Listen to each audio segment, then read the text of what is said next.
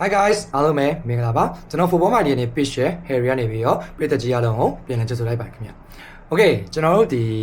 Liverpool ကတော့သူ့ကွန့်သူခံလိုက်ရပြီပေါ့နော်ကျွန်တော်ကတော့အဲ့လိုအရင်ဆုံးပြောကြခြင်းတယ်ဘာလို့လဲဆိုတော့သူကဒီပွဲစဉ်တော်တော်များများကိုနောက်ဆုံးမိနစ်တွေမှာဂိုးသွင်းပြီးတော့အနိုင်ယူခဲ့တာဒီပွဲစဉ်မှာသူကအဲ့လိုနောက်ဆုံးမိနစ်မှာဂိုးပေးပြီးတော့ရှုံးသွားတယ်ပေါ့နော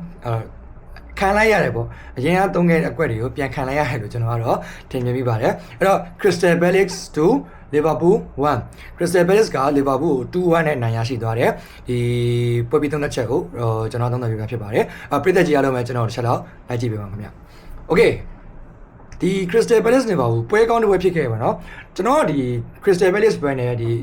Liverpool ပွဲရောပြီးတော့ Chelsea ပွဲရောကျွန်တော်ကတပြိုင်တည်းကြည့်နေပြကြမလို့ဟိုပါပေါ့တချို့ moment လေးလွတ်သွားတာလေးရှိတယ်အဲ့တော့နည်းနည်းလေးသိခံပေးကြပါဦးကျွန်တော်ကကြိုပြီးတော့ပြောကြချင်ပါခင်ဗျ Okay ကျွန်တော်ပွဲအကြောင်းပြောလိုက်ရပါတော့ဒီ6မိနစ်မှာပဲ6မိနစ်မှာဘယ်ချမ်းနေပြီးတော့ corner ကနေတစ်ဆင့်ဂီဟီနဲ့ခေါင်းရှင်တိုက်တာပေါ့နော်ဂီနဲ့ခေါင်းရှင်တိုက်တာကို Graven Bash နဲ့ထိသွားပြီးတော့ပြန်ထွက်လာတာကိုဟိုဟာမိုင်လန်စာကနေပြီးတော့ကန်သွင်းလိုက်တာ6မိနစ်မှာပဲဟိုဗာ Crystal Palace တို့ကဥဆောင်ကိုရရှိခဲ့တယ်မိုင်လန်စာကနေပြီးတော့တွင်ပေးလိုက်တာပေါ့နော်အဲ့တော့ဒီ17မိနစ် Crystal Palace ကလीပထမတစ်ပိုင်းလုံးထောင်းရှော့ကိုထိုးပေါက်တာအတကုံထိုးပေါက်တာကျွန်တော်ပြပြမယ်ကျွန်တော်ဒီအပတ်မှာပေါ့နော်ကျွန်တော်ထူးထူးခြားခြားစီလီဗာပူးဒီကိုတင်တော့အဲလီဆန်အကြောင်းတွေကိုပြောလိုက်သေးတယ်အဲလီဆန်ကပေါ့နော်ဒီ family နဲ့ဒီဟိုမီသားစုတွေနဲ့ပျော်ရွှင်နေရပါတော့အဲ့တော့ကလာသမားတယောက်ပျော်ရွှင်နေကွင်းထဲမှာလည်းခြေစွမ်းပြရလက်စွမ်းပြရလို့ကျွန်တော်ပြောလိုက်တဲ့အတိုင်းပဲဒီနေ့မှာအဲလီဆန်သာမကယ်ဘူးဆိုရင်လီဗာပူးက4-5 ဂိုးလောက်တော့ခရစ်စတယ်ပယ်လစ်က4-5 ဂိုးလောက်တော့ပြတ်သွားနိုင်တယ်ဒီနေ့ပွဲချင်းမှာတော် save တာဒီဟိုစားအဲလီဆန်က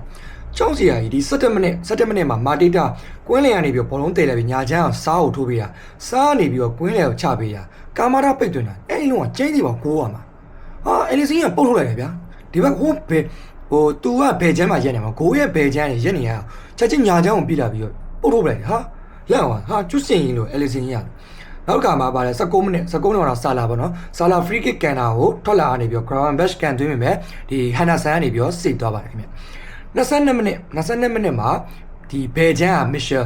ဒီ win back ပေါ့နော် win back to win back ဒီ22မိနစ်မှာအဲဒီတော့လည်းဂိုးရမှာကျင်းကြီးပေါ့22မစ်ရှယ်ကနေပြီးတော့ချိုးပေးလိုက်တာညာချမ်းကမူနိုစ်ရပါတယ်မူနိုစ်ကန်သွင်းရမှာအဲ့ဒီစင်ထပ်စိတ်သွားတယ်22မိနစ်ပြီးသွားနော်23မိနစ်ထပ်ပြီးတော့ထပ်လာတယ်ကိုနာတီရဲ့အမားကနေတစ်စင်မာတီတာကန်သွင်းတာအဲ့1 versus 1အနေထားနဲ့မာတီတာကန်သွင်းတာအဲ့ဒီစင်ထပ်စိတ်သွားတယ် brother တို့အဲ့ဒီစင်ကိုလုံးဝဒီနေ့ပွဲစဉ်မှာ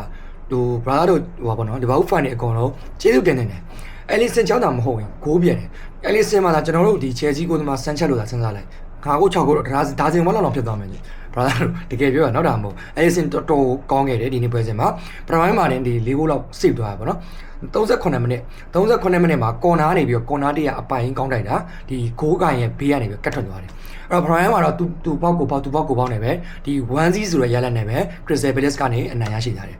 ကဲဒုတိယပိုင်းစတယ်ဒုတိယပိုင်းစရတယ်လီဗာပူးကတောက်ရှော့တိုက်စစ်စင်တာဒီကွာပေါ့နော်ဟို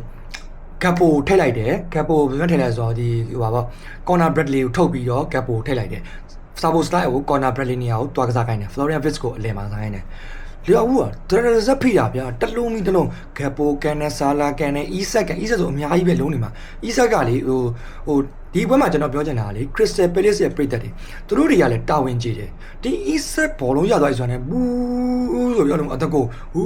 းလိုက်ပြီးတော့အဲ့လိုလုပ်နေတော့ Isak ကဟိုဘယ်လိုပြောမလဲအစင်မပြေတော့ဘူးပြတယ် mentally ရဒီကောင်းနေဒီလောက်ဘူးနေတော့တိုင်ပတ်နေပြီသူမှတော့ခဏမင်းဖြစ်တာ clumsy ဖြစ်နေတာပေါ့နော်နည်းနည်းဟိုတိုင်နေပတ်နေတဲ့ Isak ကဒီဂိုးသွင်းဖို့တာမန်သူအနေနဲ့ဒီဂိုးရမယ့်အနေထားတွေကိုမဂိုးဘူးပေါ့နော်ဒီနေ့ပွဲစဉ်မှာအဲ့တော့58မိနစ်မှာကျင်းတီပေါ့ဂိုးရမယ်လုံး Florian Wirtz ညံ့နေဗျာ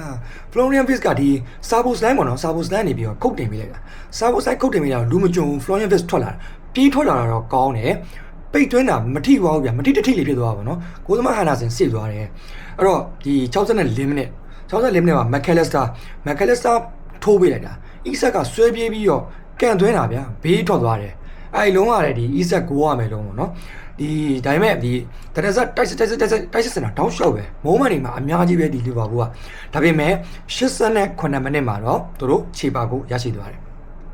ဒီလုံးကတော့ဘာလို့လဲဆိုတော့ frame bound ပေါ့နော် frame bound နေပြီးတော့ဒီ Graven Bash ကိုချပြီး Graven Bash ကနေ area တွေကိုခုတ်တင်ပေးလိုက်တာကိုဒီပေါ့နော်အဲ့ဟိုပါပေါ့ Richard ကနေပြီးတော့ငုတ်ပြီးတော့ရှင်းထုတ်လိုက်တာသူ့ရဲ့ရှင်းထုတ်မှုမတည်တတ်ပုံကနေတစင်ဒီဟိုခီးစားနေပြီးတော့ကန်သွင်းသွားတာအဲ့မှာကျွန်တော်သိတယ်ဟာလီဗာပူးကန်ကောင်းသွားပြန်ပြီနော်လီဗာပူးကန်ကောင်းသွားပြန်ပြီဒီနေ့ပွဲစဉ်မှာတက်လာအောင်မလားမသိဘူးပေါ့နော်ခေါင်းနေထက်ပြီးတော့ဟိုပါပေါ့အချိန်ပုံမှာဂိုးသွင်းသွားပြီးနိုင်သုံးမှတ်များရသွားအောင်လားဆိုစိတ်ထဲမှာထင့်သွားသေးတယ်စိတ်ထဲမှာထင့်သွားသေးတယ်ဒါပေမဲ့လည်းဒီဟိုပါပေါ့နော်ဒီနောက်ဆုံး64မိနစ်မှာပေါ့နော်64မိနစ်မှာဒီပွဲစဉ်ရဲ့ဟိုနောက်ဆုံးပိတ်အနိုင်ကိုပေါ့နော်အနိုင်ဆုံးမဲ့အနိုင်ကိုဟိုတွင်းသွားတာတော့အာဆင်နယ်တိုက်စစ်မှုဟောင်းအန်ကက်တီယာပဲဖြစ်ပါတယ်အဲ့တော့ဒီလက်ပစ်ပေါ်ပေါ့နော် long throw လက်ပစ်ပေါ်ပစ်လိုက်တာကိုဒီမက်ကီဟီခေါင်းတိုက်ချပေးတာတစ်ဆက်ဒီဟိုပါပေါ့အန်ကက်တီယာနေပြီးတော့ဟိုအပြင်းကန်သွင်းယူသွားပါဘောเนาะအဲ့လုံးကတော့ Ellison လည်းဘလို့မှမတက်နိုင်တော့ဘူး Ellison လည်းအပြစ်ပြောလို့မရဘူး brother တို့ Ellison save ကြတာအများကြီးပဲဒီနေ့ပွဲစဉ်မှာကျွန်တော်ရဲ့ဒီ Liverpool ဘက်ကအကြိုက်ဆုံးကစားသမားဖြစ် Ellison ကိုရွေးချင်တယ်ဒီ Crystal Palace ကကျွန်တော်အကြိုက်ဆုံးကစားသမားကတော့ဒီ Gihi ကိုရွေးချင်တယ် Gihi ရဲ့Gihi ပေါ့เนาะ Gihi ကဘာဖြစ်လို့ဆိုတော့ဒီ Salah ကိုလည်းတောက်လျှောက်ထိန်းထားတယ်ဒါအပြင်ဒီနိုင်ကိုသူဖန်တီးပေးခဲ့ရပါတော့သူခေါင်းတိုက်ပြီးတော့ flip လေးခေါင်းတိုက်ပြီးချပေးခဲ့တာကိုဟိုပါပေါ့ဟိုအန်ကက်တီယာဂိုးသွင်းသွားတဲ့ဖြစ်တဲ့ကြောင့်မလို့ဒီတလုံးဖန်တီးပေးခဲ့ရပါတော့ဒါအပြင်ဒီနေ့ပွဲစဉ်မှာဒီကီဟီအနေနဲ့တပွဲလုံး solid ဖြစ်ခဲ့တယ်လီဗာပူးအနေနဲ့ဒီကီဟီကိုမခေါ်နိုင်ခဲ့တာကတော့ဒီနှမျောစရာပေါ့နော်ကီဟီအနေနဲ့ဒီ Crystal Palace မှာဆက်လက်ပြီးတော့အခြေစွမ်းပြနေစေဖြစ်ပါတယ်အဲ့တော့ဒီဟိုပါပေါ့နော်ဒီလီဗာပူးဘက်ကကျွန်တော်က Ellison ကိုကြိုက်တယ်နောက်တစ်ယောက်ကကျွန်တော်ဟိုပါပေါ့ Sabo Slan ကိုလည်းကျွန်တော်မဆိုး Sabo Slan ကိုလည်းနည်းနည်းကြိုက်တယ်သူအနေနဲ့ဒီနေ့ပွဲစဉ်မှာဒီနီးပြ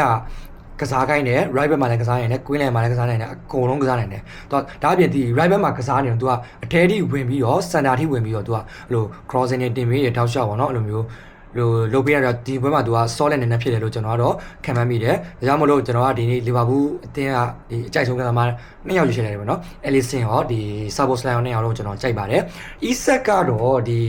ဘာပေါ့နော်နည်းနည်းလေး pressure ပြိနေဒီ Isak နဲ့ Florian Wirtz မှာ2ယောက်လုံးပဲ2ယောက်လုံးကဒီအရန်ကောင်းတဲ့ကစားသမားတွေတော်တော်လည်းပဲဒီ price tag ကြောင့်ပေါ့နော်ဒီကစားဟို sorry ကစားမှဖြစ်တယ်ဈေးနှုန်းကြောင့်တို့အနေနဲ့ဒီခြေစွမ်းနည်းနည်းလေးပြဖို့ခဲရင်းနေရလို့ကျွန်တော်ကတော့ထင်မြင်မိပါတယ်အဲ့တော့ဒါကတော့ဒီ Crystal Palace 2 Liverpool 1ပွဲပြီးသုံးသက်ချက်ကိုကျွန်တော်တင်ပြလာတာဖြစ်ပါတယ်ကြည့်ရှုပေးတဲ့ပရိသတ်ကြီးအားလုံး Harry ကနေပြီးတော့ကျေးဇူးတင်ပါတယ်ခင်ဗျကျွန်တော်ရဲ့ channel လေးကိုလည်း subscribe လုပ်ပေးကြပါဦးအားလုံးပဲကျေးဇူးပါ